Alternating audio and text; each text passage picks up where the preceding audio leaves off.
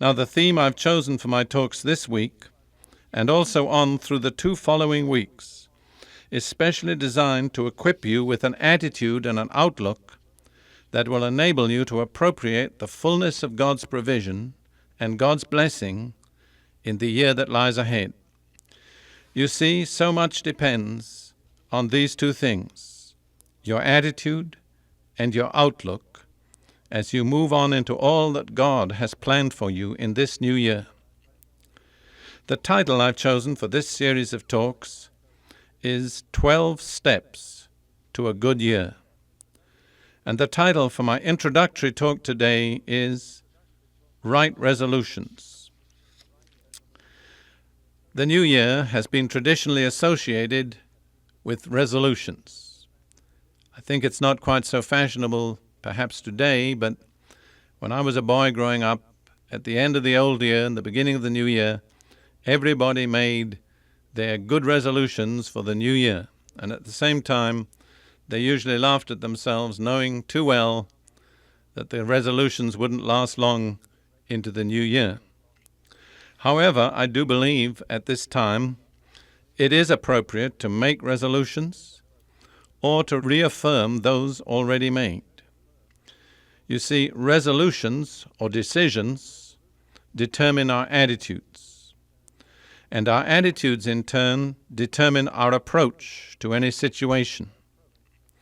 And our approach to any situation determines the outcome. Let me just restate that sequence. Resolutions determine attitudes, attitudes determine approach, and approach determines outcome. The way you approach this new year will ultimately determine the outcome of this new year in your life. A wrong approach will lead to a wrong outcome. A right approach in God will lead to a right outcome. So your approach is going to be decisive, and your approach depends ultimately on your decisions, on your resolutions. So our resolutions at this time of year are important. If we haven't made the right resolutions, we need to make them. And if we've made the right resolutions in the past, it's very helpful to reaffirm them at this time. Now, the Epistle to the Hebrews provides us with 12 pattern resolutions, each introduced by the phrase, "let us." That's very interesting. In due course, I'm going to be quoting to you each of these significant sentences that begins with "let us." To me, it's very interesting that as I've gone carefully through the Epistle to the Hebrews in the original language, which is Greek, I've discovered that there are precisely 12 such "let us" sentences in the epistle. And I believe these "let us" sentences constitute 12 good resolutions for the new year. Or I prefer to call them 12 steps to a good year. I'm just going to list them in the order in which they occur in the epistle, so as to give you an overall view of the material that we're going to be covering this week and the next 2 weeks. Here are the 12 "let us" sentences from Hebrews. I'll not give you the references now, I'll give them later. Number 1, very surprising, you'd never guess if you didn't know. Number 1, let us fear. Number 2, let us be diligent. Number 3, let us hold fast our confession. Number 4, let us draw near to the throne of grace. Number 5, let us press on to maturity. Number 6, let us draw near to the most holy place. Number 7, let us hold fast without wavering our confession. Number 8, let us consider one another. Number 9, let us run with endurance the race set before us. Number 10, let us show gratitude. Number 11, let us go out to Him outside the camp.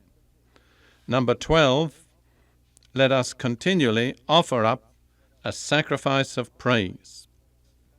There's one or two interesting points there. Two of those good resolutions begin with let us draw near. The first to the throne of grace, the second to the most holy place.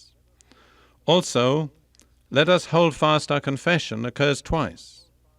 But the second time, a very significant phrase is added. Let us hold fast our confession without wavering.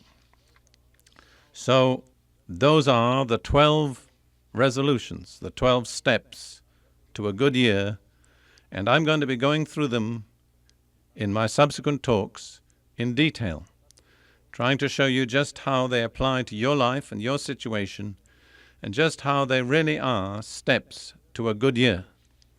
In subsequent talks, we're going to examine each one of these steps, as I said. But for a little while now, I want to dwell on the significance of the introductory phrase that's used at the beginning of each one of those 12 resolutions.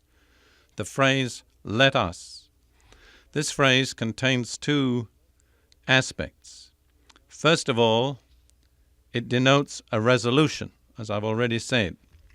But secondly, every time in the Epistle to the Hebrews, the resolution is in the plural.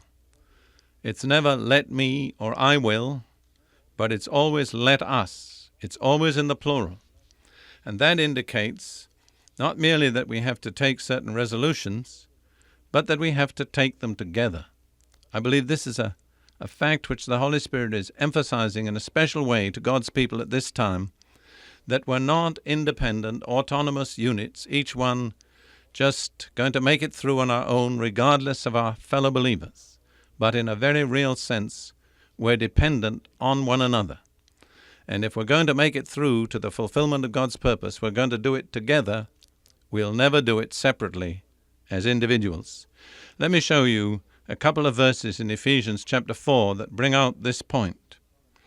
Paul says about the ministries that God or Christ has set in His church for various basic purposes, the building of the body, the perfecting of the saints, and so on. In verse 13, Paul sums up the purposes of these ministries. He says, until we all reach unity in the faith and in the knowledge of the Son of God and become mature, attaining to the whole measure of the fullness of Christ. And then in the same connection with reference to Christ, he says in verse 16, from Him, Christ, the whole body, joined and held together by every supporting ligament, grows and builds itself up in love, as each part does its work. You'll notice the emphasis in both those verses on the collective rather than the individual.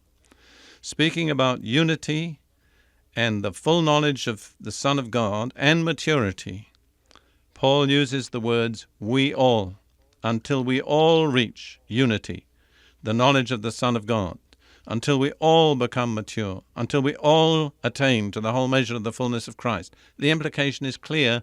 We're not going to do it on our own. We're dependent upon our fellow believers.